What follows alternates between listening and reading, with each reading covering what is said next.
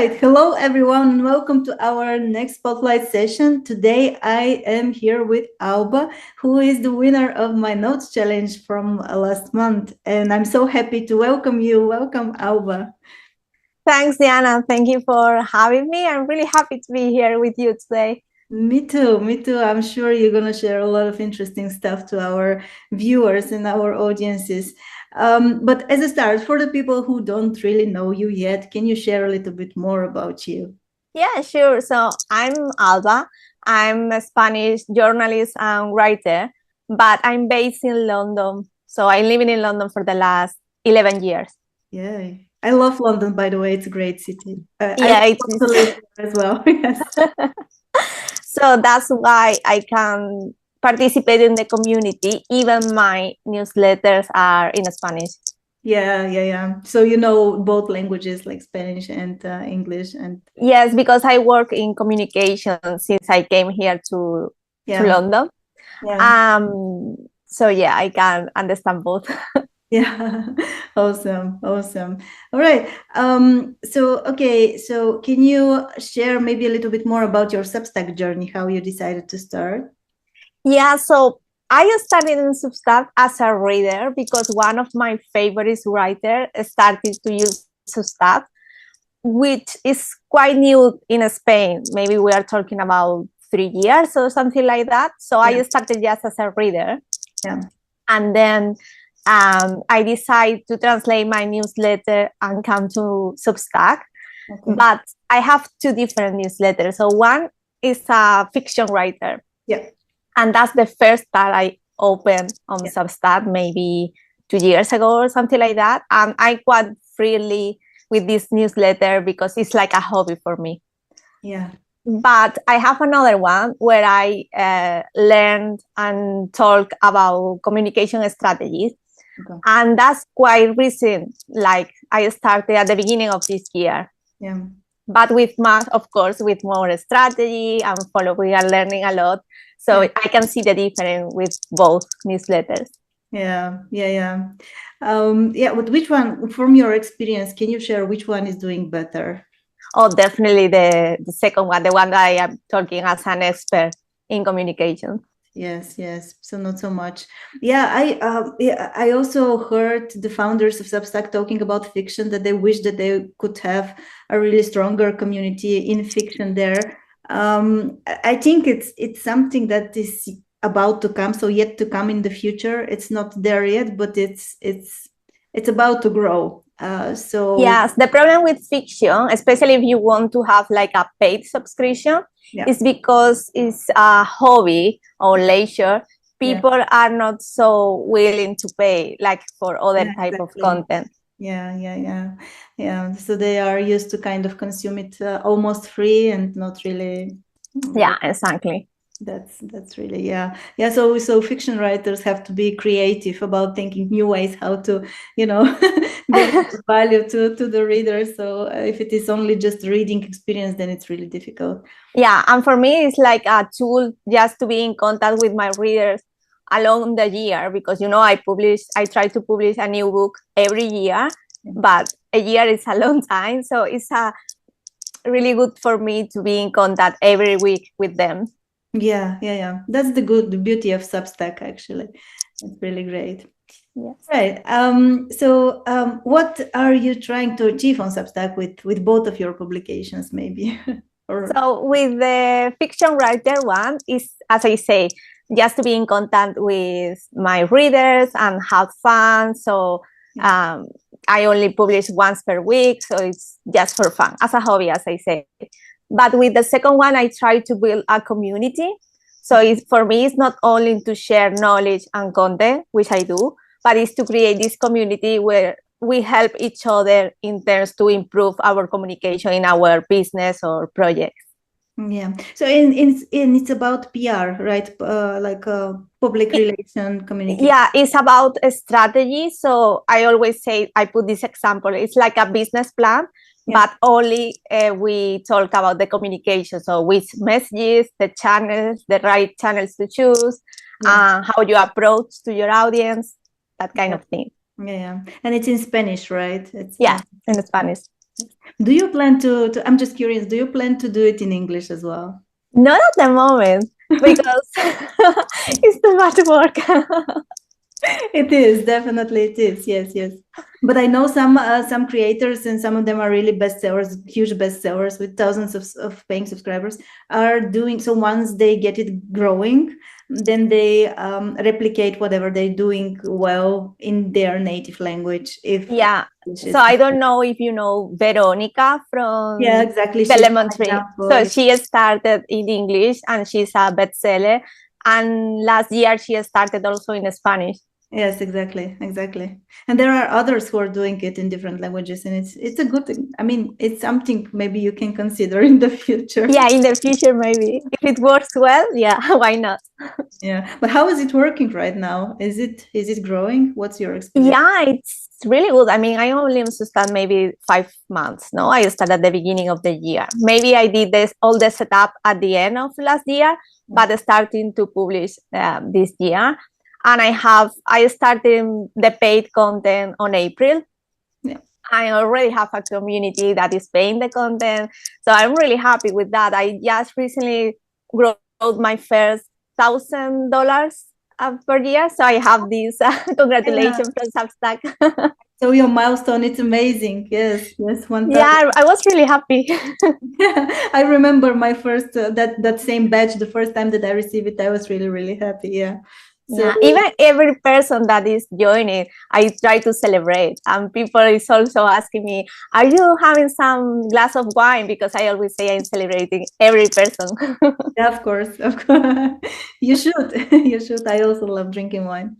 Yeah. Yeah, but how many subscribers are that, if you want to share? Yeah, sure. I have 600, less than, around 600. And I took from my previous newsletter almost 200. Okay. So I'm growing more or less like 100 per month. All right. Yeah, it's really good. It's really good. But I noticed this last month that the growing is a bit slow.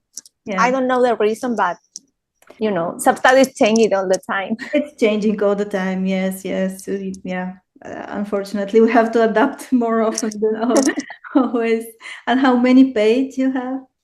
So I have now around 15. 15, yeah. But that's really good. It's amazing growth for that. Yeah. And all are annual, because I did this trick where I put the price, I set up the price for the monthly like really high. Same as annual, for example, right? Yeah, because I say that when you work in a strategy, you have at least to work a year to have some results. So be just a month to see if it works, it doesn't work. Yeah, exactly. Yeah, in the beginning, I started with a little, like a lower price monthly, something like around $9 or something, then increased to double to 18 per month. And I was still getting monthly subscribers. And because I'm also talking a lot about strategy, more like sales strategy, the sales part of the marketing. And then I just recently decided to do the same. So increase to the monthly price is basically equal to the annual price. So yeah, something like that. Yeah, no, it's a good strategy. It's a good strategy. I really wish we had the option to decide which types of plans to include, pricing plans. Yes. Fortunately, we don't have that flexibility on Substack. Hopefully, they bring that in the future. I think I hope that it's something that is going to change, because for me, it's not fair that someone that is paying maybe 1 or 2 months receive the same kind of content that someone that commits for the whole year. Yeah, for me too. Yeah. We should definitely definitely consider. I hope so. They do. All right. What are your subscriber benefits? Maybe can you share your paid subscriber benefits? Yeah, so I create this offer when they receive 1 monthly workshop all related to solve different problems that they told me about, about communication. So, for example, the first one was this month about PR for writers. All right. Really, really specific, because my base, I have a lot of writers also. And the second one will be in June. It will be about how to talk about yourself and to present your offer. Because some people, it's hard for them just to try to say, okay, this is who I am and this is what I do. Yeah. So it will be a really specific workshop. Yeah. Apart from that, they're receiving a daily newsletter from Monday to Friday. Okay. And I use the paywall in every newsletter. All right. Okay. So even the free readers can read most of the newsletter, but at the end, the most value content like PDF or some different files is only for the paid subscribers. Yeah. And I started 2 weeks ago a course that they receive every week, every Monday. And it's about how to prepare the strategy for when you need to launch a product or a service. Or a service, yeah. I really like that. Yeah, it's I would say it's a solid strategy. That most people are afraid of sending daily emails because they think that their subscribers will, unsubscribe. Yeah. What do you think about that? Well, I wish I did before, because I started only doing once per week. Yeah. And since April, I started one every day, and it works for me. I mean, people is still there and it's growing, so nothing wrong with that. That's also my observation. Yeah. So when you deliver actual value to people, and they are not unsubscribing, they're actually looking forward to get more from you. It's quite the opposite. And yeah, maybe some of them, I do have some unsubscribes. They're very, very little. They're not that many. So yeah, and you always get some of them unsubscribe, but for as long as you're growing more than your unsubscribes, then everything is okay, actually. Yeah, exactly. And I also, in the first month, I asked a lot of notes what they think about this increase of newsletter, if they were happy, and I haven't received any negative comments or feedback. So exactly, yeah. And yeah, of course, you can always ask them so that you get feedback, of course. Okay, what do you plan to introduce? Do you have something that you have planned to introduce for the future of your Substack? So at the moment, because everything is quite new, I think it's more than enough. Yeah. Maybe in the future, I was planning try to be more restrict with the chat, because at the moment everyone has access to the chat, but it can become a lot of work. Yeah. Because I use also the chat to create and to build the community. And also when they do these workshops or the course, they have a lot of questions. So yeah, probably that will be the next step, just to be more restrictive in the chat. Yeah. All right. Anything new in the benefits? Sorry? Any new benefits that you plan for? No, at the moment. Let's see at least 6 months how it works. All right. Okay. Could you share some best practices for your growth so far? What worked well? Well, I think in my experience, notes is a big change, because also, as I said before, starting sending newsletter every day, it's I have more contact with my readers. They are asking more questions. They write me also emails. Notes is something definitely I will recommend. I write a lot every day, a minimum 4 or 5 notes every day. It's also about to be really a strategist with the notes. So I always relate the notes with the content of the newsletter of the day, or during the week, the topic of the week. But yeah, and also I'm really consistent. Like I write every day. During the weekend, I plan the following week. So yeah, it takes time to get the results. Yes, for sure. Yeah, I also post more than once. Initially, I started with just 1 note per day, but right now I think it's just not enough. Or maybe I'm just too ambitious. I don't know. Well, but you never know what is going to be the next viral note, you know? So you have to try. You have to try, exactly. What about, did you need to engage with other people so that you get it growing? I think yes, because I'm a really social person. So I like to interact with people, not only with my community, but also with other communities. And sometimes, for example, with your community, for me, it's a shame because I can talk with the community. Or, for example, I think this morning I was asking something and I share my experience, but I can do some collaborations or cross posts or something like that because my content, the audience is in Spanish. Yeah, exactly. Yeah, you have to. Yeah, because the majority of the content on Substack is in English, basically. Yeah. So I have to be more niche with the Spanish community. But I do also a lot of collaboration, like cross posts, and I participate as a guest. But also I invite people to my podcast. I have a podcast once per week on Substack, and also I invite people to write posts on my newsletter once per week. So yeah, I really believe in collaborations. Yeah. Is it working for your growth? How do you perceive it? Yes, because it shows you to new audience every week, at least for me. So it's a really good way, apart from notes, to increase your audience. Yeah, definitely. Yeah, I have been trying to do that with cross posts. For me, I mean, at least from my observation, maybe it's helping a little bit, but not so much as notes and recommendations. It's not something like, wow to do. And when it comes to collaboration, then I would definitely go more for going live with somebody, because during the live session, I almost always get new subscribers, and I think it's the same for the other people. It's just working really well, and for me much better than cross posting. Yeah, and I tried everything. I mean, just this morning also I have one live on my Substack, and it's because things in Spain are really slow if you compare with the English audience. So for example, now that lives are quite new, it's a really good opportunity to increase your audience, because not a lot of people are doing lives at the moment, at least in Spain. Yeah. No, it's also at some point everybody was doing live, and my inbox was kind of exploding with notifications. This one. So at some point I had 5 people at the same time going live. So I don't know who yeah. Honestly. But now it's a bit different here at the moment, but I'm sure that with time it will be the same here. Probably.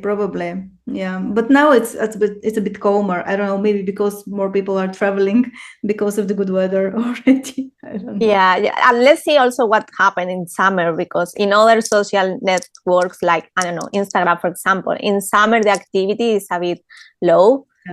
People don't interact in the same way, but let's see. Yeah, let's see. Yeah, no, I'm curious how this develops with the Spanish audience. Yeah, maybe I should start learning Spanish.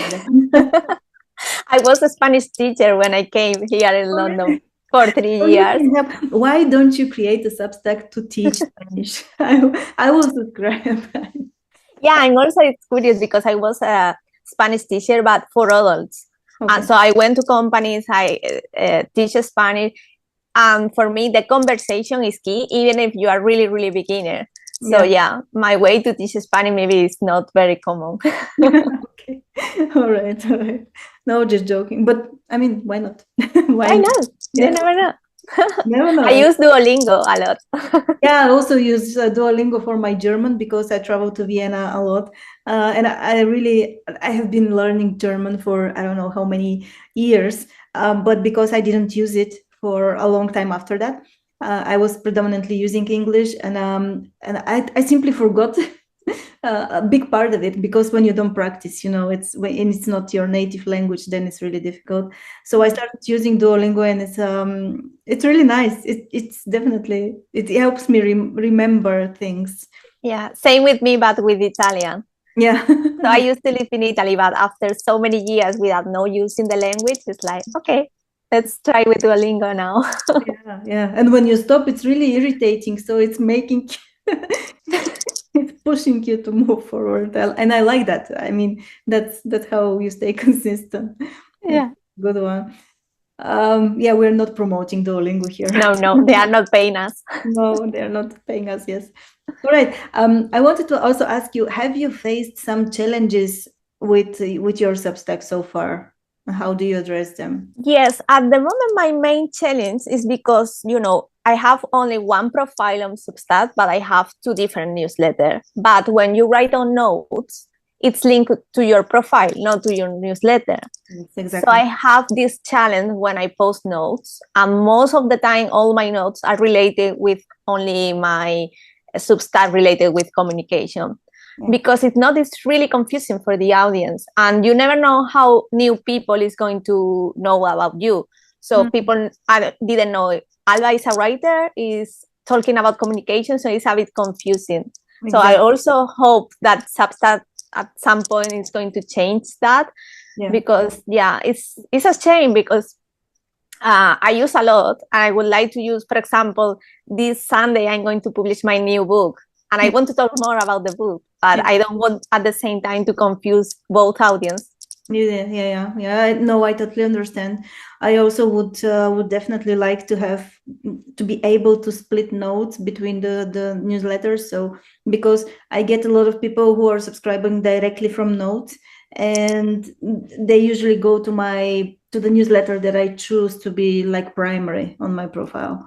And they go there automatically. They don't get to choose which newsletter to go, and they have to go to my profile explicitly and look what kind of newsletters do I have, so that they can subscribe to the other newsletter. And it's not really a good way to manage it. So if I want to get them growing, then I have to run 2 profiles basically.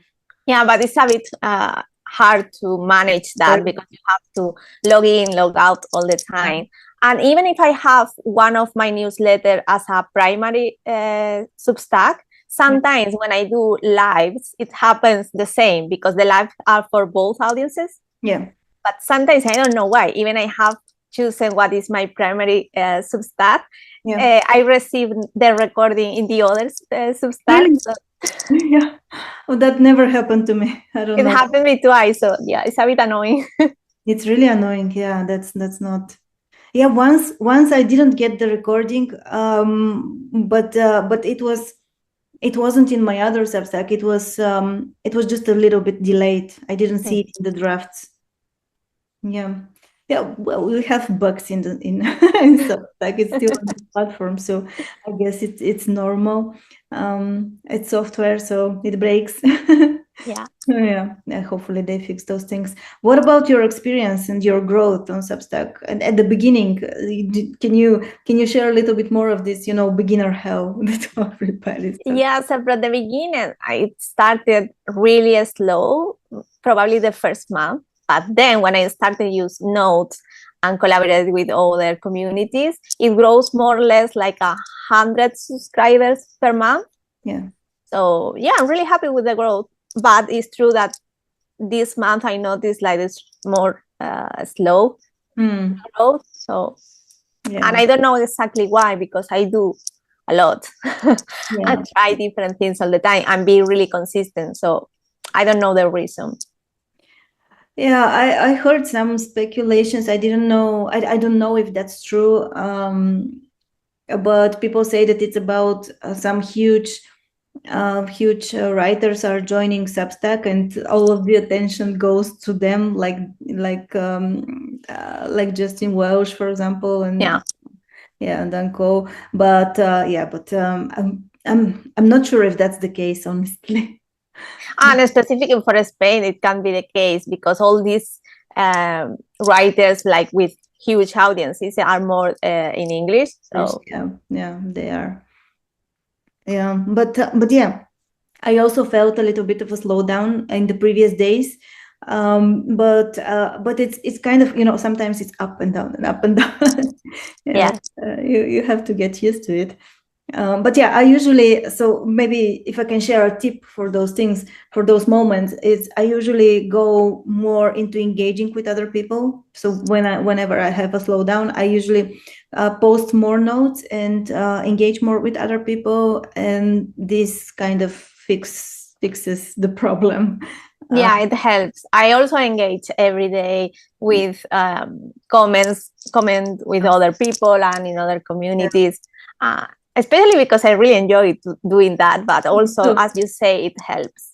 Yes, it helps. Whenever I have this slowdown, I just try to engage even more and post even more notes, and to go to chats and also collaborate. and interact and connect with other people on the platform. And I usually also go outside of my so-called bubble. So I choose different categories like outside of my niche to get a little bit of more exposure there. Yeah, But that's a good idea. yeah, it works. I also like the process very much because on Substack the content is really, really high value and you can learn a lot of things. Also notes.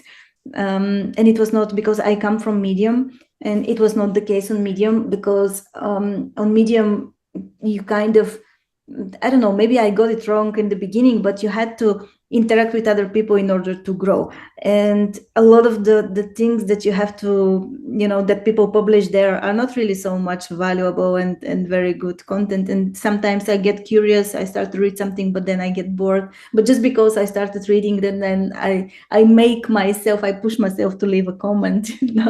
Yeah, it's like the same, similar with LinkedIn. They say, no, you have to leave comments every day, Exactly. different publication, but sometimes the publications are not really worth your time to leave those comments. Yeah, the same. I was the same with Medium, but not on Substack. I really enjoy reading, and it's kind of, it makes you want to leave comment and interact and like and share. Yeah, exactly. And even in the Spanish community, it's smaller. They are growing a lot. So now I started just writers and journalists, but now you can see more and more different niche and different topics. So I really enjoy that. Yeah, me too. With the English community. With the English community, it's really, I can learn a lot of pretty much any topic which interests me. Right. So if you had to start it all over again on Substack, would you do something differently? Yeah, I think I would start writing every day from the beginning. Yeah. Instead of once per week. Yeah, I love that. I started writing every day since a month or something. But I do it also on Substack and on Medium, and sometimes I get a little bit, gets messy, but it really makes a difference for your growth as well. Yes. Yeah, and then because and also for your creativity, because you have to think and write every day. And I'm really well with planning, so I'm planning the content, and also I have different topics. So Monday I talk about the strategy, Tuesday about AI, Wednesday about writers, Thursday are collaboration, and Friday is the podcast. So it's really easy. Yeah, when you structure it like that, it's really, really easy. That's the thing. But in the beginning, it's kind of a hell, it's a messy. It's yeah, and also you need time to get used to all the technicalities, how to do the setup properly and know the difference between section or just the tag and things like that. Yes, definitely. Yeah. So yeah, when you're new and when you start on Substack, it's really difficult to figure it out. It takes time. It took me, I don't know, about a month to make sure and to gain that confidence that I know what I'm doing. Yeah, totally. And I just recently discovered about SEO, how you improve the SEO with the post. So it's changing every month. Yeah, definitely.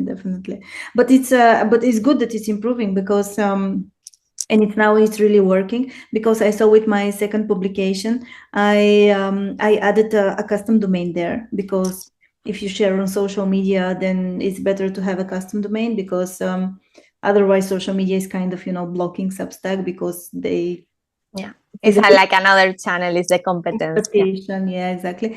And because I added this custom domain, I can now track everything, which is like, I have Google Analytics, I have Google Search Console, and everything. All of the SEO tools that I'm using usually are now enabled. And once I started just simply posting content on this second publication without doing anything much special on SEO or sharing or promoting or link building or anything like that, and it started gaining organic impressions really almost immediately, which is really good.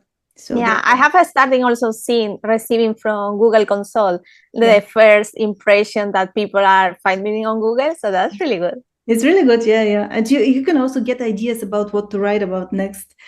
It's exactly. Yeah, those keywords are really interesting to track there. Definitely. All right. Anything else you want to share before we move forward to our outro? Well, I just wanted to say I know all your community and people are seeing this is mostly English readers. But if someone understands or can read in Spanish, they are more than welcome to my newsletter. Yeah, yes. Please subscribe to Alba. She is really. I mean, I don't understand anything, but sometimes I do translate your stuff in English, and it's really good. It's really good. Thank you. So yeah. Okay. So I have a few more questions, which are more like not so much related on Substack, and one is, can you share 3 books that have significantly influenced your life? Okay, I'm trying to think what in English. So, yeah, that one was a really game changer for me since I read it. Because when I read non-fiction, most of the time I find that there are a lot of not bad content, but content that is not really useful. Yeah. But this book, like a story brand for Donald Miller, Okay. Yeah. from the first page until the end, it's really, really useful. It's all about how you create your personal brand and how to use storytelling. So I really, really recommend that book. Okay. All books about Agatha Christie's novels, I really love those. Yes. That's why my next book is going to be a cozy crime. So because I always read those kind of books. That's going to be in your fiction Substack. Yeah, in my fiction Substack, it will be this Sunday is the release of the book. Yeah. Oh, great. So yeah, I will recommend those two, like fiction and non-fiction. Okay. Amazing. Yeah. What are some productivity tips that you can share for writers? I think planning your content in advance, just to try to save for yourself maybe a morning, if it is possible, a whole day, just to plan your content, decide the topics, do some research about why people is asking, listen to your audience.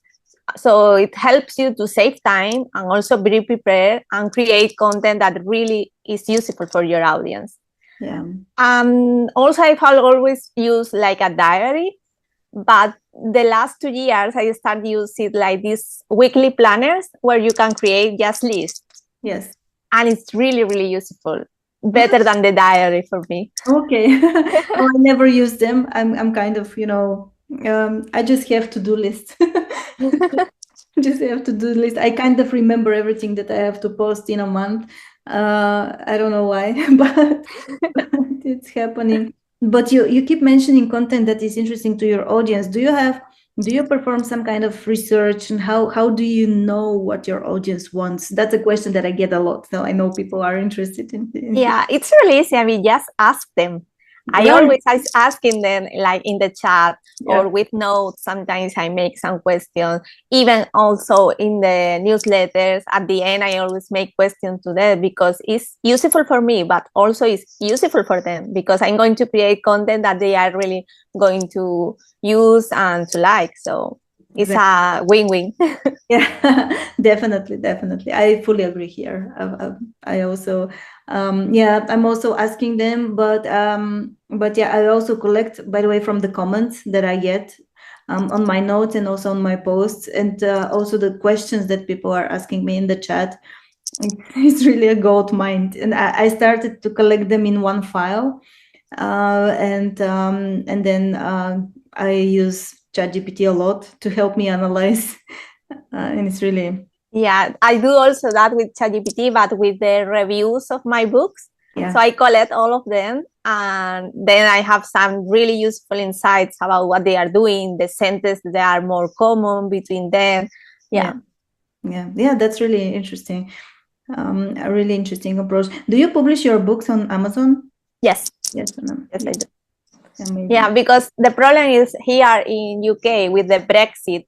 Yeah, it's a bit shit because then before Brexit, I send my books to the readers, and most of my readers, of course, are in Spain. But I really enjoy like sending the books, signing them. So yeah, I really enjoy that. But with Brexit now, the easiest way for me to sell the books are through Amazon. Yeah, you have to. You cannot. Yeah, definitely. I also used to order some things, to purchase some things from the UK, but now with Brexit, Oh my God, I it's a was shopping. nightmare. It's a Yeah, nightmare. I was shopping really regularly there, but now not anymore, unfortunately. Yeah. Yeah. Okay. Okay. Last question. Last question. If money wasn't an issue, what would you do? Oh, really good question. I think at the moment, I'm really happy with my life right now. So if money will be an issue, I think I will have less clients and to have more time to write more books. Amazing. I love that answer.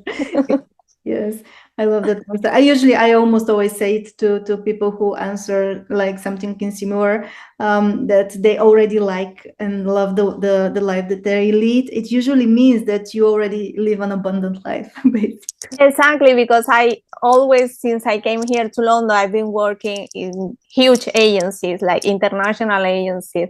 And last year I decided to leave and just create my own thing. So that's why I'm really happy now. I decided the clients which I work with and the kind of work that I want to do. So yeah. It's great. Yeah, it's amazing, amazing. Awesome. Thank you so much, Alba, for this session. It was really, it's really, really interesting. I'm sure that people are going to learn a lot, and hopefully more of them know Spanish so that they can subscribe to your Substack and get your insights, because it's also very valuable for whatever you're doing online, and helpful for writers to know that kind of things. Yeah, so thank you, Jana, for inviting me. Yeah, I know it's in Spanish, but sometimes when you ask, people knows a second language, so who knows? And also it's interesting way how you can translate what is happening in the English community and how to adapt to your own community. Yeah. Definitely. But it's yeah, maybe someday we will have automatic translations with AI in the platform. We are really close to that. Well, yeah, because now I know that people are already implementing with AI, so you could call on the phone and speak your native language to a company, and then on the company side, there's an AI who is analyzing and answering in your native language with with It's crazy. I mean, how things are changing with AI. I'm really excited with it. I really love learning a lot with AI, different things, different tools, because there are so many and every day appears a new one. Yeah. You just cannot keep up with them. That's really It's really hard. yes, definitely.